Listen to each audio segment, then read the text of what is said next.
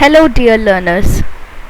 Welcome to the e-lecture for subject 1004 Communication Skills in English. In today's e-lecture, we will study and analyze a short story titled The Gift of the Maggie, written by American short story writer O. Henry.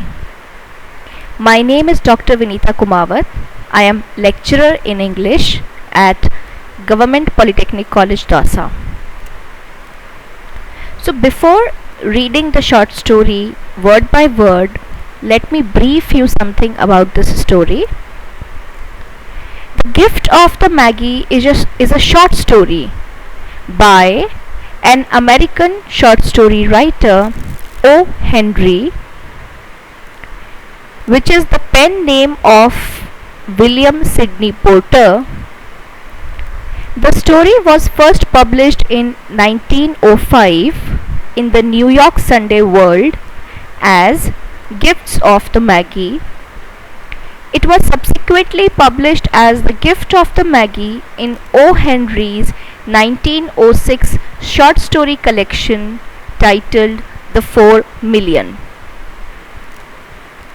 The story tells of a young husband and wife, as you can see in the image, and how they deal with the challenge of buying secret Christmas gifts for each other with very little money. It is a sentimental story with a moral lesson about gift giving. The plot and twist ending are generally considered an example of comic irony. Finding the perfect gift for a loved one can be stressful yet rewarding, but it does not necessarily have to be costly. In The Gift of the Maggie by O. Henry, a poor young couple find out that their love for one another is more important than any gift. In this short story, O. Henry uses characterization, mood, and irony to convey that it is not necessary to buy expensive gifts to express feelings of love. So I hope with this brief introduction of this short story, it is clear to you what we are going to study, what a reader should expect in this short story. So let's begin a word-to-word analysis of the short story The Gift of the Maggie by O. Henry. $1.87. That was all. She had put it aside, 1 cent and then another in her careful buying of meat and other food. Della counted it 3 times. $1.87, and the next day would be Christmas. So the writer has started the story at a very interesting point. The writer says Della के पास $1.87 है, इतने ही पैसे हैं, और ये पैसे उसने एक एक करके 1 सेंट एक सेंट उसने जोड़े हैं अपने मीट और फूड आइटम्स खरीदते समय पैसे बचाते हुए उसने एक पैसा जोड़ा है, और आज डेला इस मनी को 3 टाइम्स काउंट कर चुकी है, एंड काउंट करने के बाद जो टोटल है वो है $1.87, and the next day would be Christmas, और अगले दिन क्रिसमस है. There was nothing to do but fall on the bed and cry. So Della did it. डेला के पास कुछ नहीं था करने को केवल बिस्तर पर रोने के सिवा, और डेला ने यही किया. While the lady of the home is slowly growing quieter, we can look at the home. अब क्योंकि जो उस घर की लेडी है, which is Della, वो धीरे धीरे चुप हो रही है, तब तक हम उसके घर की तरफ नज़र लेते हैं. ये अब शॉर्ट स्टोरी राइटर जो ओ हेनरी है वो अपना पॉइंट ऑफ व्यू रख रहे हैं. Furnished rooms at a cost of $8 a week. डेला जिस घर में या जिस रूम में रह रही है वो फर्निश्ड रूम्स हैं. फर्निश्ड रूम मतलब ऐसा रूम जिसे फर्नीचर के साथ किराए पर लिया जाता है और जिसके लिए उन्हें $8 पर वीक पे करना होता है. There is little more to say about it. उस रूम के अलावा कुछ ज़्यादा बताने के लिए नहीं है, केवल इतना ही बताने को है कि वो रूम $8 a week प्राइस पर किराए पर फर्नीचर के साथ लिया गया है. In the hall below was a letter box too small to hold a letter. नीचे वाले हॉल में एक छोटा सा लेटर बॉक्स और वो इतना छोटा है कि उसमें एक लेटर भी होल्ड नहीं किया जा सकता है. There was an electric bell, but it could not make a sound. एक इलेक्ट्रिक बेल है जिसमें से आवाज़ नहीं आती है.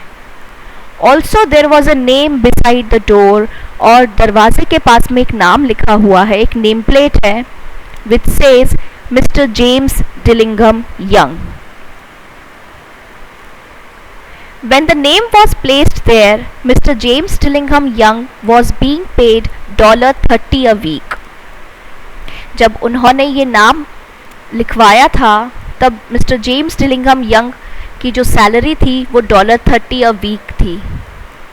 Now when he was being paid only $20 a week, the name seemed too long and important. अब क्योंकि उसकी सैलरी थोड़ी सी रिड्यूस हो गई है और अब वो $20 a week ही अर्न करता है, तो ये नाम उसकी सैलरी के कंपैरिजन में काफ़ी बड़ा और कुछ ज़्यादा ही इम्पॉर्टेंट लगता है. It should perhaps have been Mr. James D. Young. इस नाम को अब थोड़ा शॉर्ट होकर मिस्टर जेम्स डी यंग हो जाना चाहिए था. But when Mr. James Dillingham Young entered the furnished rooms, his name became very short indeed. लेकिन जब मिस्टर जेम्स डिलिंघम यंग अपने घर में अपने रूम्स में एंटर करते हैं तो उनका नाम और भी छोटा हो जाता है. Mrs. James Dillingham Young put her arms warmly about him and called him Jim.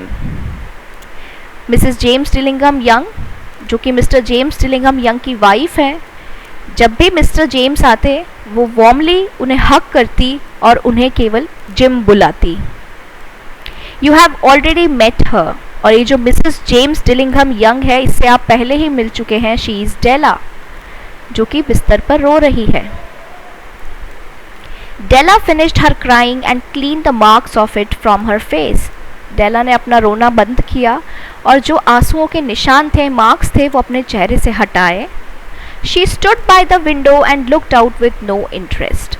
उसने खिड़की से बाहर देखा लेकिन उसका देखने में कोई इंटरेस्ट नहीं था. Tomorrow would be Christmas day. कल क्रिसमस डे है and she had only $1.87 with which to buy Jim a gift. और उसे इतने से पैसे से जिम के लिए गिफ्ट खरीदना है. She had put aside as much as she could for months with this result.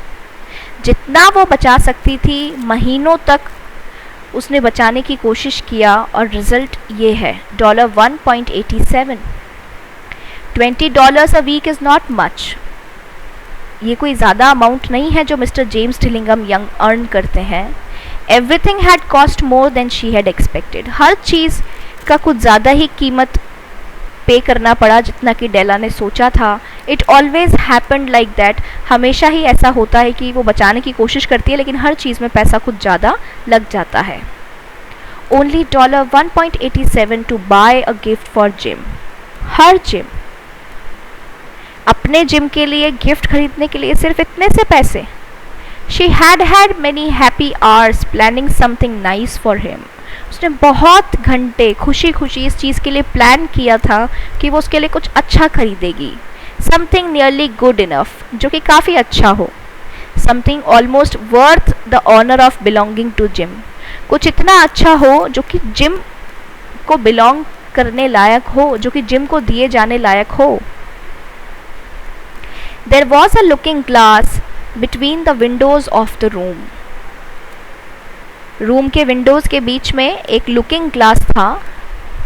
Perhaps you have seen the kind of looking glass that is placed in $8 furnished rooms. शायद आपने देखा हो कि $8 की कीमत पर जो फर्निश्ड रूम्स लिए जाते हैं उसमें कैसे लुकिंग ग्लास होते हैं, इट वॉज वेरी नैरो, वो बहुत ही नैरो था, बहुत ही छोटा था. A person could see only a little of himself at a time. एक बार में उस लुकिंग ग्लास में एक व्यक्ति अपना थोड़ा सा ही कुछ देख सकता है, अपने आप को बहुत थोड़े से साइज में देख सकता है. However, if he was very thin and moved very quickly, लेकिन अगर वह दुबला पतला है और जल्दी जल्दी मूव कर सकता है, he might be able to get a good view of himself, तो वो खुद को एक अच्छे दृश्य में देख सकता है. Della being quite thin, Della क्योंकि बहुत ही thin, बहुत ही पतली दुबली थी, had mastered this art, उसने इस कला में मास्टर कर लिया था कि कैसे वो अपने आप को फुली एक गुड व्यू में खुद को उस लुकिंग ग्लास में, उस नैरो लुकिंग ग्लास में देख सकती है. Suddenly she turned from the window and stood before the glass. अचानक से वो विंडो से हटी और ग्लास के सामने जा खड़ी हुई. हर आईज वर शाइनिंग ब्राइटली, उसकी आईज बहुत ब्राइटली शाइन कर रही थी बिकॉज वो रो रही थी. But her face had lost its colour, लेकिन उसके चेहरे का रंग उड़ा हुआ था because she was disappointed, she was sad. Quickly she pulled down her hair and let it fall to its complete length. जल्दी से उसने अपने सारे बाल खोले और उन्हें उनकी पूरी लंबाई तक फैलने दिए. The James Dillingham Youngs were very proud of two things which they owned. James Dillingham Youngs मतलब husband and wife. Husband and wife उन दोनों को वो दो चीज़ें जो कि उनके पास थी उन पर बहुत प्राउड था, गर्व था. One thing was Jim's gold watch. पहली चीज़ तो जिम की गोल्ड वॉच है. It had once belonged to his father, जो कि पहले उसके फादर की हुआ करती थी. And long ago, और बहुत पहले, it had belonged to his father's father, ये उसके फादर के भी फादर की हुआ करती थी, मीन्स उसके ग्रैंडफादर की हुआ करती थी. And the other thing was Della's hair, और दूसरी चीज़ जिस पर वो बहुत प्राउड थे वो थे डेला के long hair. If a queen had lived in the rooms near theirs, अगर कोई क्वीन उनके रूम्स के पास रहती होती, Della would have washed and dried her hair where the queen could see it. तो डेला अपने बालों को वॉश और ड्राई वहीं किया करती जहाँ से क्वीन उसे देख सकती. Della knew her hair was more beautiful than any queen's jewels and gifts. डेला जानती थी कि उसके बाल किसी भी क्वीन के ज्वेलरी गिफ्ट से ज़्यादा खूबसूरत हैं. If a king had lived in the same house with all his riches, अगर उसी घर में कोई किंग रहता जिसके पास सब कुछ होता, with all his riches, उसके सारे possessions के साथ अगर वो रहता, Jim would have looked at his watch every time they met. और अगर जिम कभी भी उस किंग से मिलता तो हर मुलाकात में जिम अपने वॉच की तरफ ज़रूर देखता. Jim knew that no king had anything so valuable, कि किसी भी राजा के पास उसकी घड़ी जितना कीमती कुछ नहीं होगा. So now Della's beautiful hair fell about her. अभी आप देख सकते हैं कि डेला के लंबे बाल बिखरे हुए हैं. Shining like a falling stream of brown water, इस तरीके से चमक रहे हैं जैसे कि कोई ब्राउन वाटर का झरना बह रहा हो. ब्राउन वाटर क्यों? क्योंकि उसके बाल ब्राउन कलर के हैं. इट रीच्ड बिलो हर नी, उसके बाल इतने लंबे हैं कि उसकी नी उसके घुटनों से भी नीचे जा रहे हैं. It almost made itself into a dress for her, उसके बाल इतने खूबसूरत, इतने वॉल्यूम वाले हैं कि वो उसके लिए एक ड्रेस बना रहे हों. And then she put it up on her head again, और फिर वापस उसने अपने बालों को अपने सर पर बांधा, nervously and quickly. Once she stopped for a moment, एक पल के लिए वो रुकी. एंड स्टूड स्टिल, और वहीं खड़ी रही. While a tear or two ran down her face, और उसकी आंख से आंसू गिरने लगे. She put on her old brown coat, उसने अपना ओल्ड ब्राउन कोट पहना. She put on her old brown hat with the bright light still in her eyes, अभी भी उसकी आंखों में वो चमक थी जो कि आंसुओं की, टीयर्स की थी. She moved quickly out of the door and down to the street, वो दरवाजे से बाहर निकलकर स्ट्रीट में चल पड़ी. Where she stopped, the sign said, जहाँ वो रुकी वहाँ पर एक साइन था जो कहता है Mrs. Sofroni, hair articles of all kinds. Up to the second floor, Della ran and stopped to get her breath. भागते दौड़ते हुए डेला सेकंड फ्लोर तक गई और वापस अपनी ब्रेथ को नॉर्मल होने के लिए रुकी. Mrs. Sofronie, large, too white, cold-eyed, looked at her. Mrs. Sofronie ने उसकी तरफ देखा. Will you buy my hair? asked Della. डेला ने मिसेस सॉफ्रोनी से पूछा, क्या आप मेरे बाल खरीदेंगी? I buy hair, said Mrs. Sofronie. Mrs Sofronie ने कहा, मैं खरीदती हूँ. Take your hat off and let me look at it. अपनी हैट हटाओ और मुझे अपने बालों की तरफ देखने दो. Down fell the brown waterfall. Again वो ब्राउन वाटरफॉल मानो किसी नदी का झरना हो, ऐसे उसके बाल गिरे. $20, said Mrs. Sofronie, lifting the hair to feel its weight. Mrs Sofronie ने बालों को अपने हाथ में पकड़ा उनका वेट देखने के लिए और कहा $20, विच मीन्स वो $20 देगी उसके बाल के लिए. Give it to me quick, said Della. Della ने कहा, मुझे जल्दी से पैसा दे दीजिए. Oh and the next 2 hours seem to fly. और मानो वो जो अगले 2 घंटे थे कहीं उड़ से गए. She was going from one shop to another to find a gift for Jim. वो एक दुकान से दूसरी दुकान पर जा रही थी जिम के लिए गिफ्ट ढूंढने के लिए. She found it at last. और उसे मिल गया. It surely had been made for Jim. वो ज़रूर जिम के लिए ही बना होगा and no one else. और किसी के लिए नहीं. There was no other like it in any of the shops.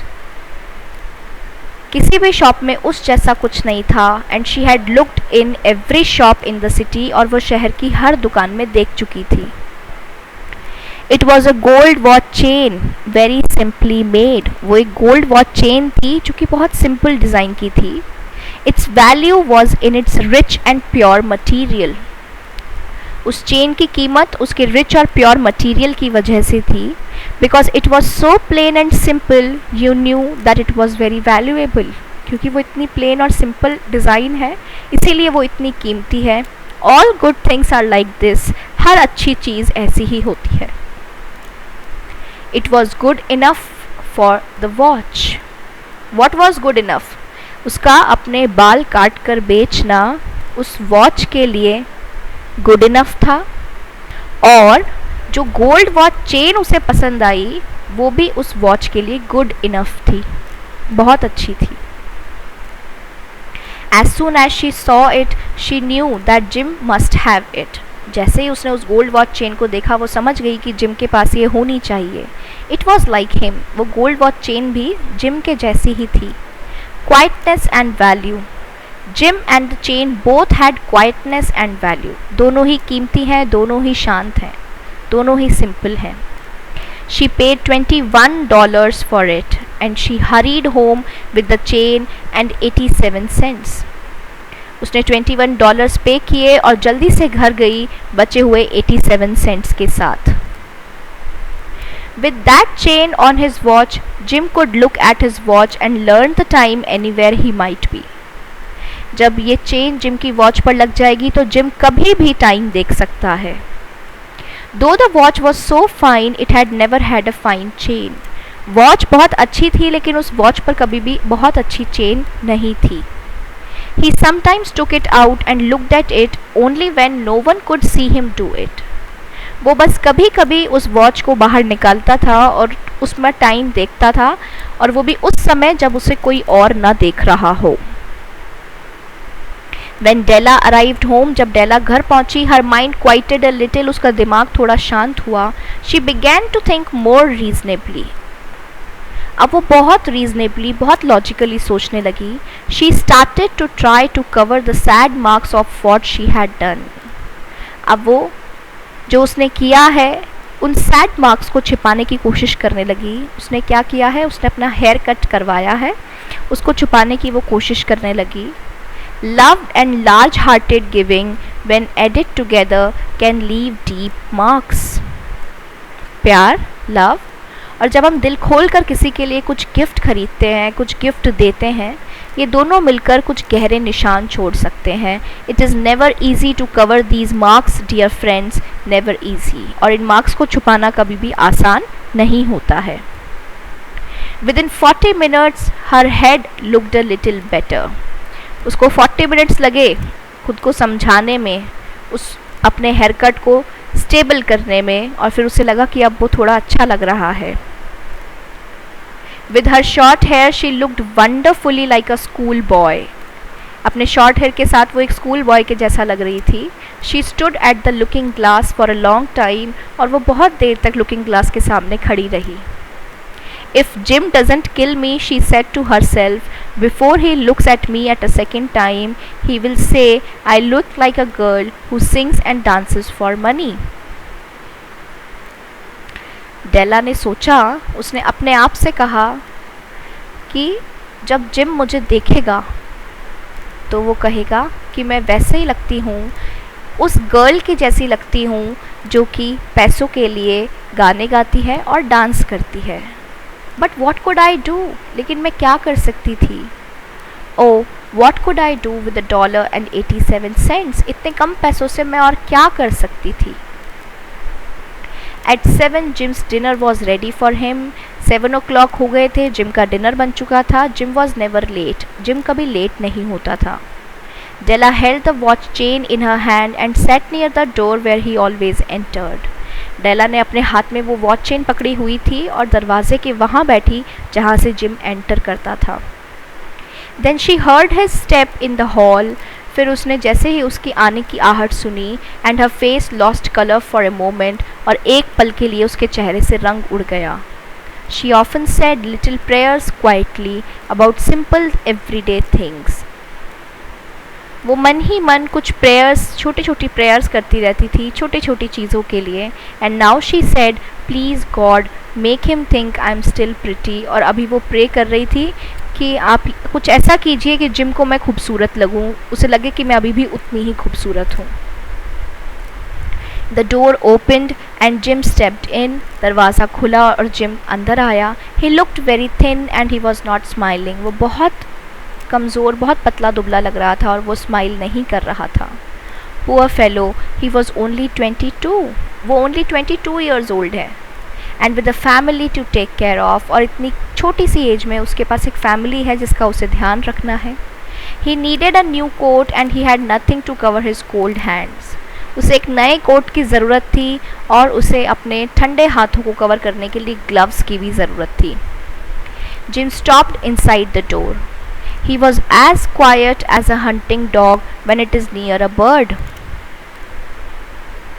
वो एकदम से इतना शांत हो गया हो जैसे कोई हंटिंग डॉग किसी शिकार के लिए किसी बर्ड को देखकर हो जाता है, एकदम चुप. His eyes looked strangely at Della. उसने बहुत अजनबी सी आंखों से डेला की तरफ देखा. And there was an expression in them that she could not understand. और उसने कुछ इस तरीके से expressions दिए जो डेला नहीं समझ सकी. It filled her with fear. डेला ऐसे expressions देखकर डर गई. It was not anger nor surprise nor anything she had been ready for. ना उसने गुस्सा किया ना वो सरप्राइज हुआ. उसने वैसा रिएक्ट नहीं किया जैसा डेला ने सोचा था.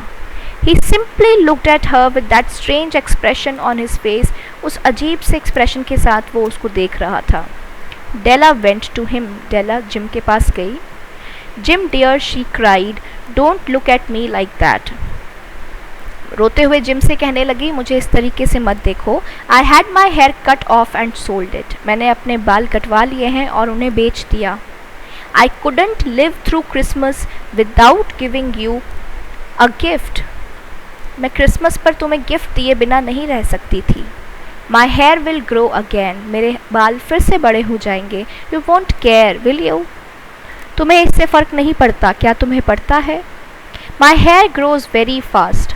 It's Christmas, Jim. Let's be happy. अब वो उसे cheer करने की कोशिश कर रही है. You don't know what a beautiful nice gift I got for you. तुम्हें नहीं पता है कि मैं तुम्हारे लिए कितना अच्छा गिफ्ट लेकर आई हूँ. You have cut off your hair. Asked Jim slowly. Gym ने बहुत धीरे से पूछा, तुमने अपने बाल कट करवा लिए हैं? He seemed to labor to understand what had happened. ऐसा लग रहा था कि मानो वो बहुत कोशिश कर रहा हो ये समझने की कि क्या हुआ है. He seemed not to feel sure he knew. ऐसा लगा कि उसे नहीं समझ आ रहा है कि क्या हो रहा है. Cut it off and sold it, said Della. कटवा दिए और बेच दिए. Don't you like me now? क्या तुम्हें मैं अब अच्छी नहीं लग रही हूँ? I am me, Jim. I am the same without my hair. अभी भी मैं वही हूँ, जिम. मेरे बालों के बिना भी मैं वही हूँ. Jim looked around the room. You say your hair is gone? He said. उसने फिर बहुत सरप्राइज होते हुए कहा, तुम कह रही हो कि तुम्हारे बाल चले गए हैं? Your hair is gone? You don't have to look for it, said Della. Della ने कहा, तुम्हें उसे ढूंढने की ज़रूरत नहीं है. It's sold, I tell you. Sold and gone too. मैंने तुम्हें बताया कि वो बिक गए हैं और चले गए हैं. It's the night before Christmas, boy. Be good to me because I sold it for you. ये क्रिसमस से पहले की रात है. Be good to me because मैंने तुम्हारे लिए बेचे हैं. Maybe the hairs of my head could be counted, she said, but no one could ever count my love for you. डेला कह रही है कि मेरे सर के बालों को एक बार कोई काउंट कर सकता है, लेकिन मेरा जो लव है तुम्हारे लिए उसे कोई काउंट नहीं कर सकता है. Shall we eat dinner, Jim? Jim put his arms around his Della. For 10 seconds, let us look in another direction. कुछ देर के लिए हमें दूसरी दिशा में चलना चाहिए. ये जो लाइन है for 10 seconds let us look in another direction, ये शॉर्ट स्टोरी राइटर रीडर से कह रहा है. $8 a week or $1 million a year, how different are they? क्या फ़र्क है इसमें? Someone may give you an answer but it will be wrong. कोई तुम्हें एक आंसर दे सकता है बट वो गलत होगा. The Maggie brought valuable gifts but that was not among them. जो मैगी थे वो बहुत वैल्यूएबल, बहुत कीमती गिफ्ट्स खरीदते थे, लेकिन जो गिफ्ट डेला और जिम ने खरीदे वो उन वैल्यूएबल गिफ्ट्स में से नहीं थे. My meaning will be explained soon. Writer कह रहे हैं कि मेरा जो मीनिंग है वो मैं जल्द ही एक्सप्लेन करूँगा. From inside the coat Jim took something tied in paper. Coat के अंदर से जिम ने कुछ पेपर में लिपटा हुआ बाहर निकाला. He threw it upon the table और उसे टेबल पर फेंक दिया. I want you to understand me, Del, he said. उसने कहा कि मैं चाहता हूँ कि तुम मुझे समझो. Nothing like a haircut could make me love you any less. एक हेयरकट की वजह से ऐसा कभी नहीं होगा कि मैं तुमसे कम प्यार करने लगूँ. But if you will open that, लेकिन अगर तुम इस जो पेपर में लिपटी हुई चीज़ ऐसे खोलोगी, you may know what I felt when I came in, तो शायद तुम समझ जाओ कि मुझे क्या लगा, कैसा लगा जब मैं अंदर आया. White fingers pulled off the paper. डेला ने पेपर को खींचा, पेपर हटाया. And then a cry of joy and then a change to tears. और अचानक से खुशी से वो चिल्ला पड़ी और फिर सडनली रोने लगी. For there lay the combs. क्योंकि उस पैकेट में combs थे. The combs that Della had seen in a shop window. वो कोम्स जो डेला ने एक शॉप विंडो में देखे थे. And loved for a long time. और बहुत लंबे समय तक वो उन कोम्स को नहीं भूल पाई थी, इतना उसे पसंद आए थे. Beautiful combs with jewels perfect for her beautiful hair. वो कोम्स बहुत ब्यूटिफुल थे, उसमें ज्वेल्स लगे हुए थे और उसके खूबसूरत बालों के लिए परफेक्ट कोम्स थे. She had known they cost too much for her to buy them. वो जानती थी कि वो बहुत महंगे हैं, वो उन्हें नहीं खरीद सकती है. She had looked at them without the least hope of owning them. जब वो उन कोम्स को देख रही थी तो उसके मन में बिल्कुल आशा नहीं थी कि वो कभी उन कोम्स को खरीद पाएगी. And now they were hers. और अब वो उसके हैं. But her hair was gone. लेकिन अब उसके वो beautiful hair जा चुके हैं. But she held them to her heart. लेकिन उसने उस कोम्स को बिल्कुल अपने हार्ट से लगा लिया. And at last was able to look up and say. और फिर एकदम से उसने अपना सर उठाते हुए कहा, my hair grows so fast Jim. मेरे बाल बहुत जल्दी लंबे हो जाते हैं. She was giving hope to Jim. And then she jumped up and cried, oh oh. Jim had not yet seen his beautiful gift. Jim ने अभी तक अपना ब्यूटीफुल गिफ्ट नहीं देखा था. She held it out to him in her open hand. अपने open hand में वो गिफ्ट लेकर जिम के पास गई.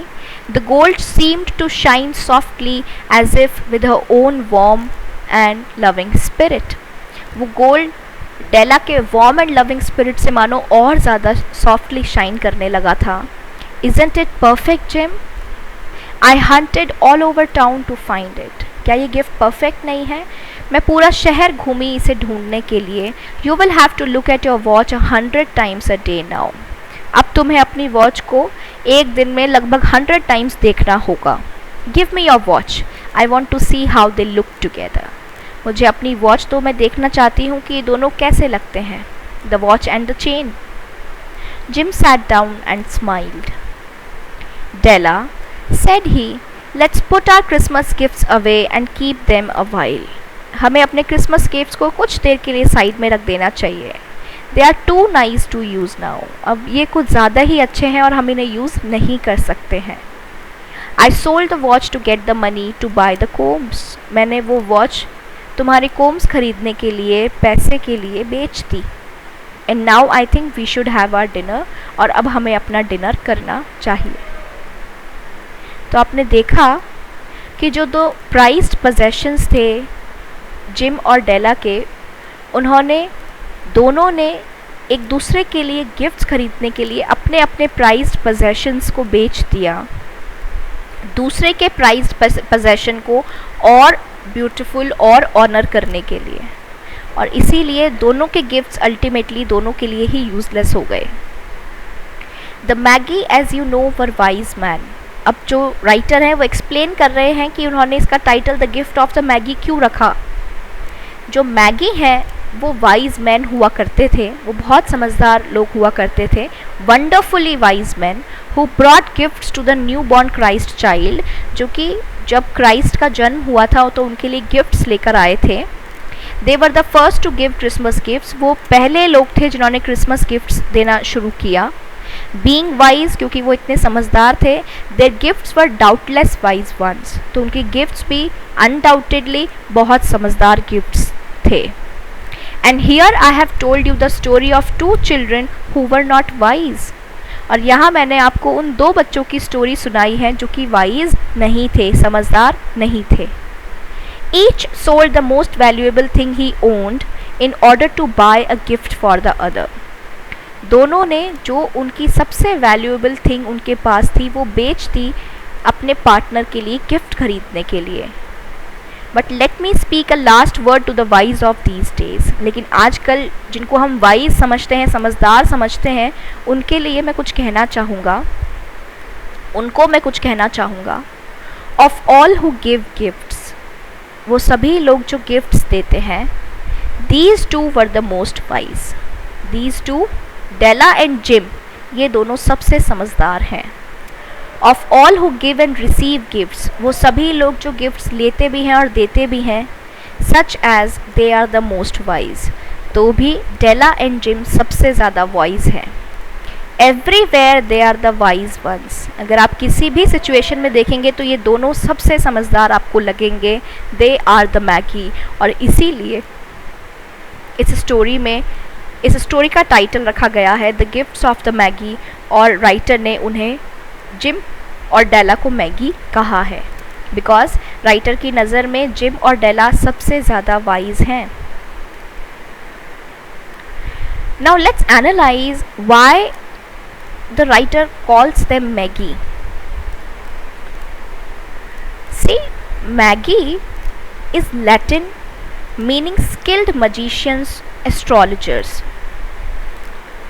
The Latins called them wise men, the Persians called them magi. According to Ludolf of Saxony, the three pagan kings were called magi, not because they were magicians, but because of the great science of astrology which was theirs. Those whom the Hebrews called scribes, and the Greeks philosophers, and the Latins wise men, the Persians called magi. And the reason that they were called kings is that in those days it was the custom for the philosophers and wise men to be rulers. तो इन्हें Maggi wise man क्यों कहा गया है? क्योंकि इन दोनों ने love के लिए, अपने पार्टनर की हैप्पीनेस के लिए, अपनी हैप्पीनेस को, अपने मटेरियल पोजेशन को सैक्रिफाइस किया है. So the primary themes of this story are sacrifice and love. And the comparative themes are yearning for what you can't have. जो तुम नहीं पा सकते हो उसके प्रति yearn करना, लालसा करना, versus receiving what you can't use, कुछ ऐसा पाना जिसे तुम यूज़ नहीं कर सकते हो. डेला को वो कोम्स इतने पसंद आए थे पर वो उनके लिए यर्न करती रही, लालसा करती रही, लेकिन वो जानती थी कि वो कोम्स कभी उसके हो नहीं सकते हैं. और जब वो कोम्स उसने रिसीव किए, उसे मिले, तो वो कोम्स उसके लिए बिल्कुल यूजलेस हो गए थे. It is a story with a comparative theme of material happiness versus spiritual और इमोशनल हैप्पीनेस. मटीरियल हैप्पीनेस देने के लिए उन दोनों ने अब एक दूसरे की सबसे खूबसूरत चीज़ जो उनकी खुद की थी वो बेच दी, पैसों के लिए, पैसों से कुछ खरीदने के लिए. लेकिन अल्टीमेटली जो उन्हें खुशी मिली एक दूसरे का प्यार देखकर, उससे उन्हें जो फील हुआ वो था स्पिरिचुअल और इमोशनल हैप्पीनेस, जो कि किसी भी रिलेशनशिप के लिए सबसे ज़्यादा ज़रूरी है.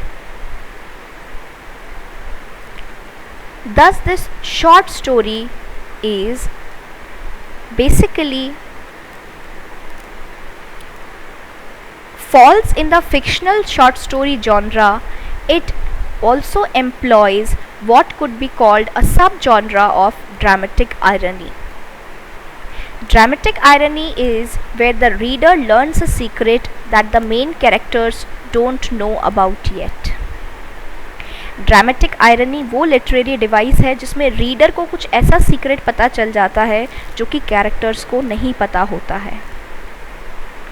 विदाउट द अदर नोइंग, बिना सामने वाले को पता चलने दिए, both traded their most valuable possessions for a gift that could no longer be used by the other because that person gave up their own possession.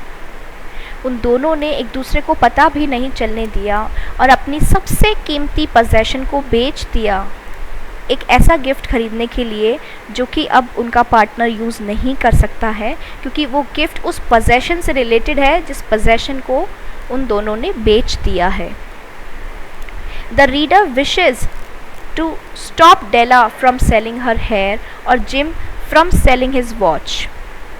Reader बहुत कोशिश करता है कि डेला को रोक सके उसके बाल बेचने के लिए और जिम को रोक सके अपनी वॉच को बेचने के लिए, बट द रीडर कांट. लेकिन रीडर ऐसा नहीं कर सकता है. That is what makes for an engaging short story that keeps the reader hooked. और इसीलिए यही ड्रामेटिक आयरनी है जो कि रीडर को लास्ट तक इस स्टोरी से बांधे रखती है. Because the reader wants to know how they will react when they find out. क्योंकि रीडर जानना चाहता है कि दोनों किस तरीके से रिएक्ट करेंगे जब उन्हें इस चीज़ के बारे में पता चलेगा कि दोनों ने अपने अपने प्राइज्ड पोजेशन को ट्रेड कर दिया है, सेल आउट कर दिया है. So this is it what makes this short story one of the widely read, one of the most popular American short stories in English literature. I hope with this e-lecture the word-to-word analysis as well as the themes as well as the literary devices used by the writer are clear to you. If you still have any doubts or queries, please feel free to write in the comment section. Thank you very much.